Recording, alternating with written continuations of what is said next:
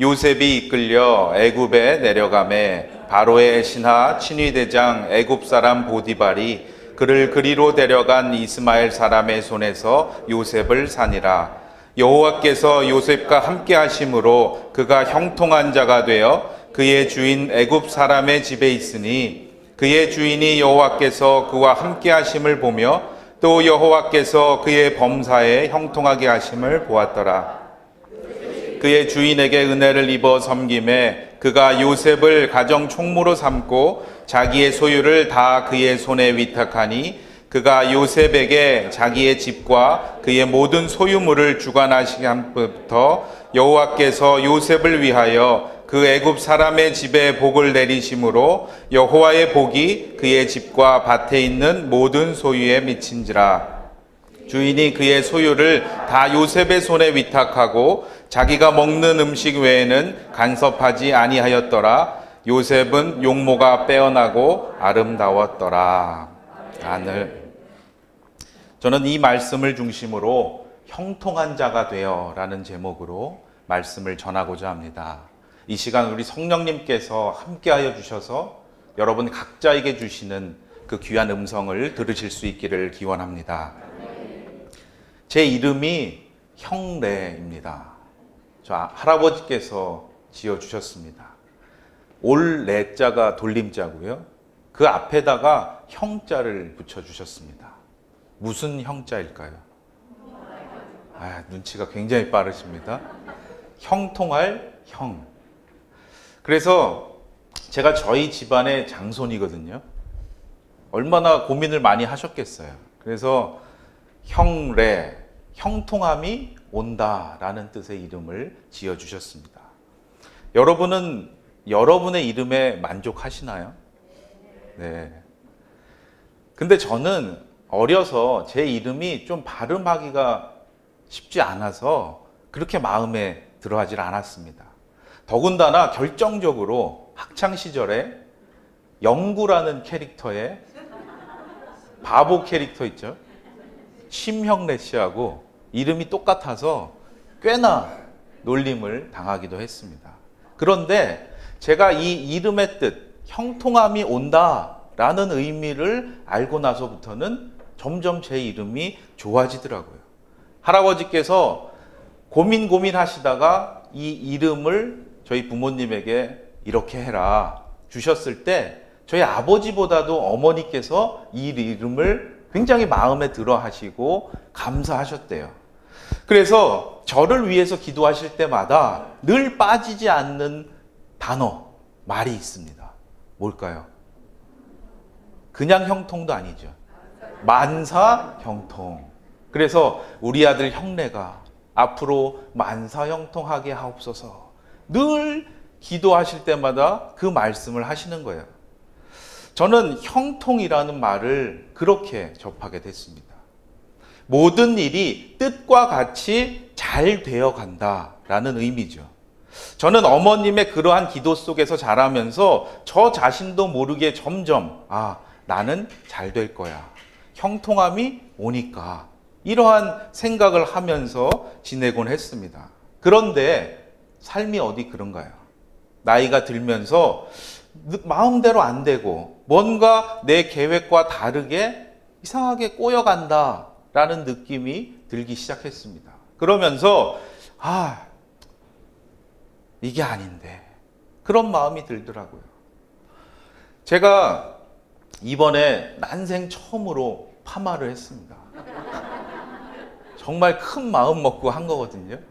근데 제 성격에 이게 그냥 즉흥적으로 한 게 아니고요. 몇 달 전부터 이렇게 하면 어떨까? 막 연예인 머리를 보면서 이게 멋있어. 그래서 미용하시는 분하고 이렇게 상담을 하고 계획까지 이렇게 막 세우면서 한 거예요. 근데 이게 의도대로 안 되더라고요.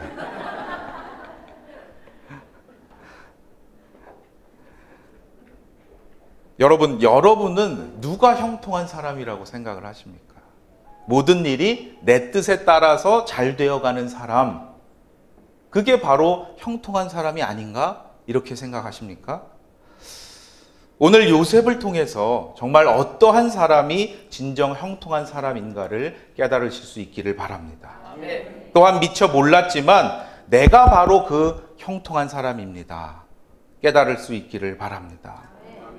오늘 말씀은 요셉이 형들의 시기를 받다가 결국은 낯선 땅 애굽으로 가게 됩니다. 보디발이라는 사람의 집에 종살이를 하러 들어가게 되는 이야기입니다. 저는 이 말씀을 다시 대하면서 깜짝 놀랐습니다. 오늘 말씀을 읽으시면서 혹시 놀라시진 않았나요?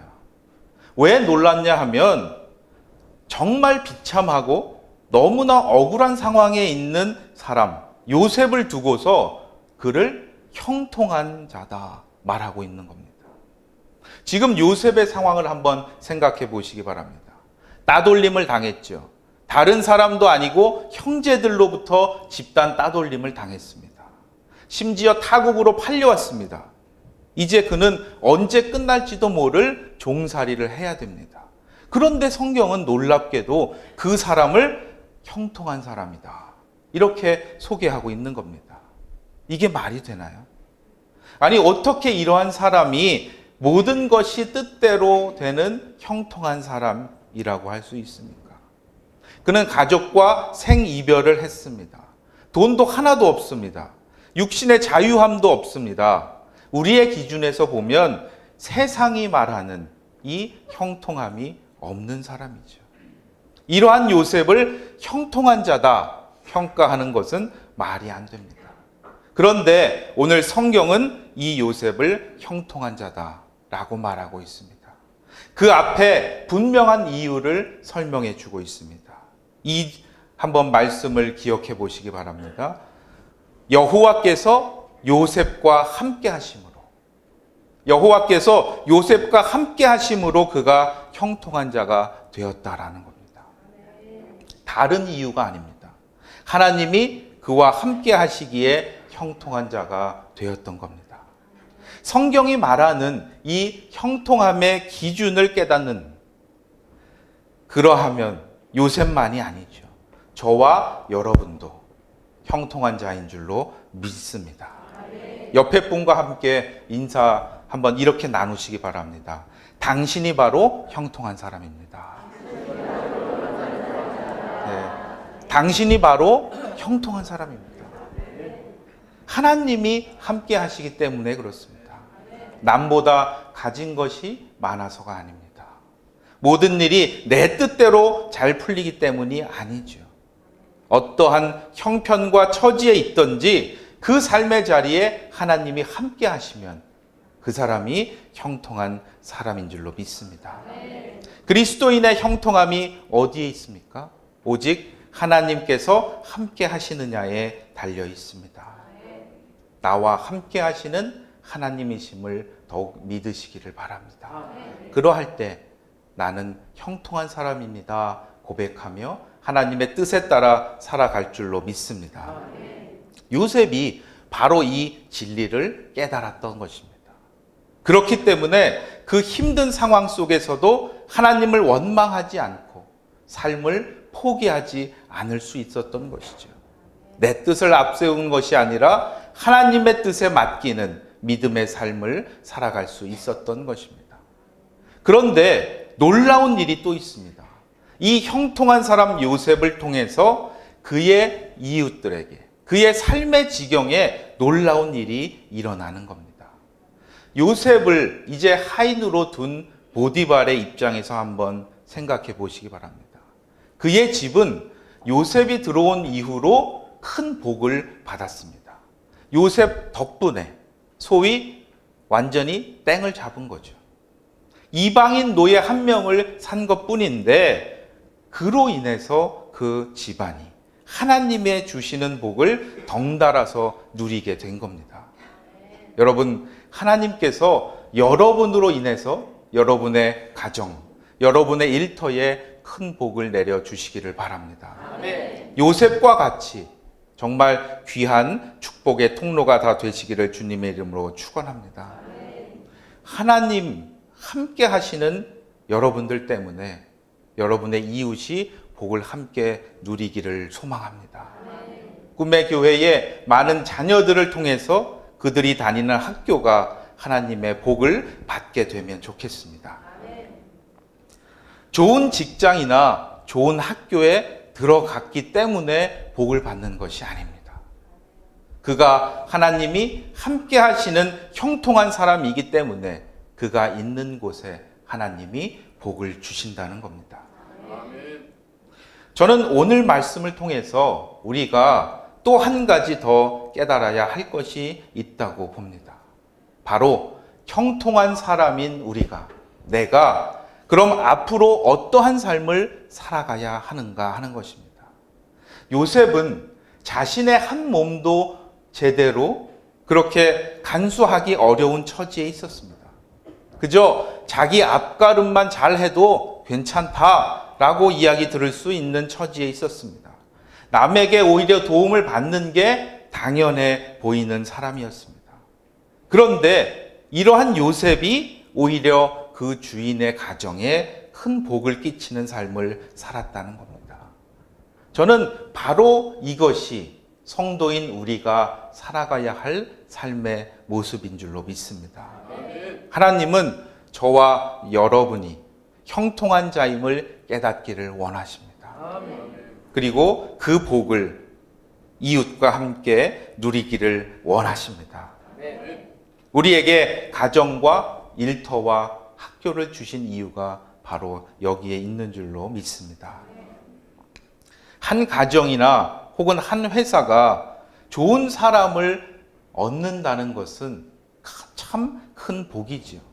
혼사를 통해서 새로운 식구를 맞이하게 되는 것, 혹은 새로 일할 사람을 뽑기 위해서 그 사람을 잘 알아보기 위한 여러 가지 과정을 거치기도 합니다.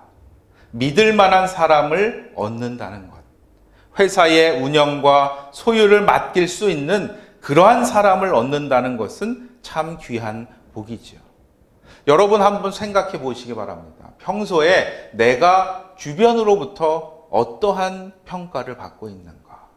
내가 얼마나 신뢰를 얻고 있는가? 야, 내가 내 손에 장을 지질게. 이 정도 말해야 나를 믿어주는가?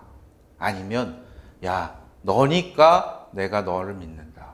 너니까 이거를 부탁할게. 저는 그리스도인은 이러한 말을 듣는 사람이 되어야 한다고 믿습니다.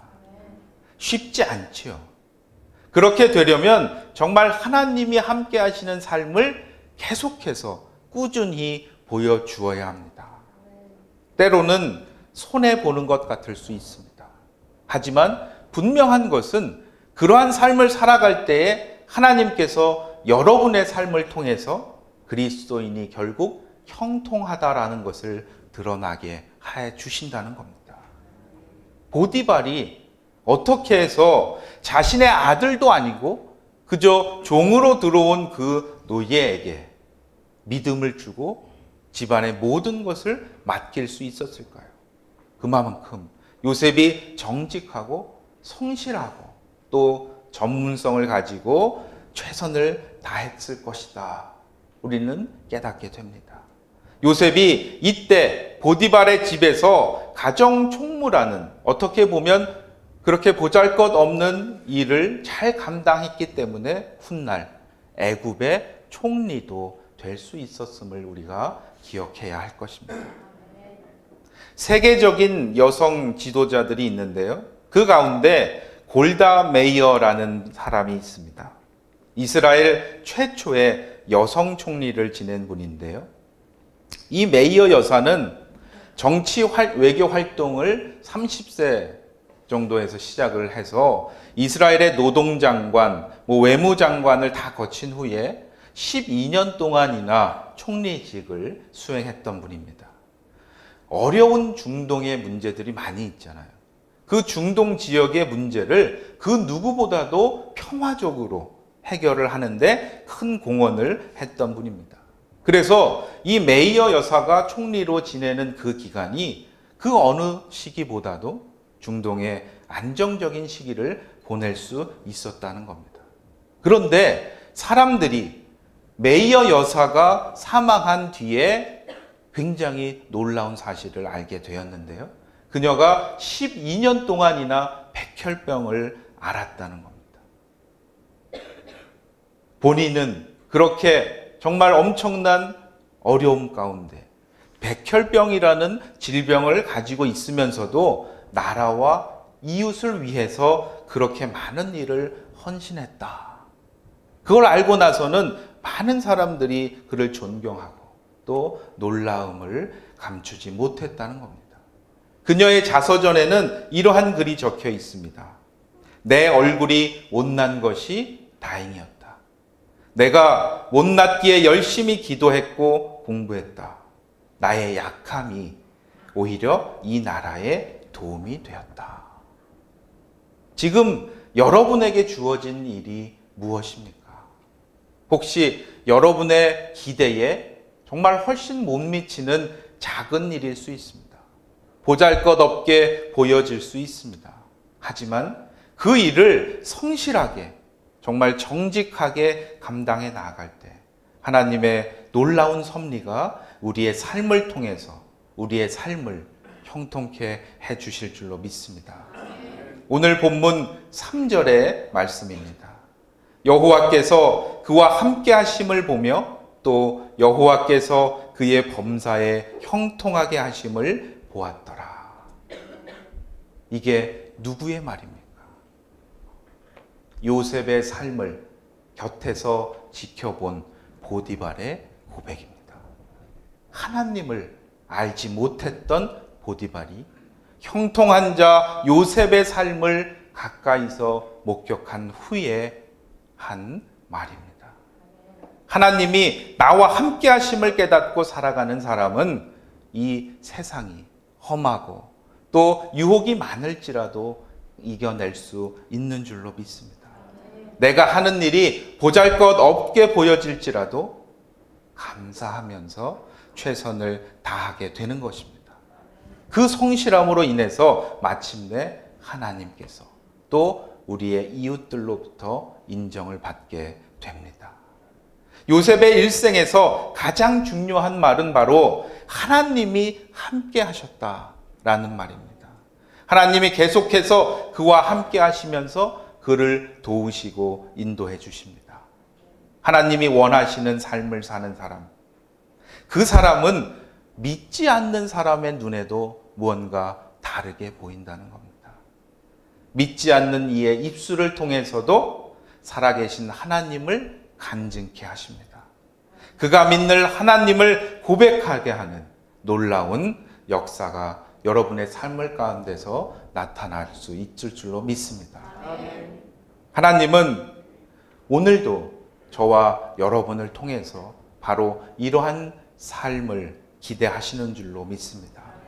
바라기는 특별히 이번 플러스 원데이 전도 축제를 통해서 여러분의 VIP를 작정하고 또 기도하시는 가운데에 우리 꿈의 가족들이 살아가는 삶의 정말 여러 곳에서도 이 보디발을 통해서 간증되었던 이 고백이 아름다운 이 간증들이 계속해서 이어져 가기를 간절히 소망합니다. 네.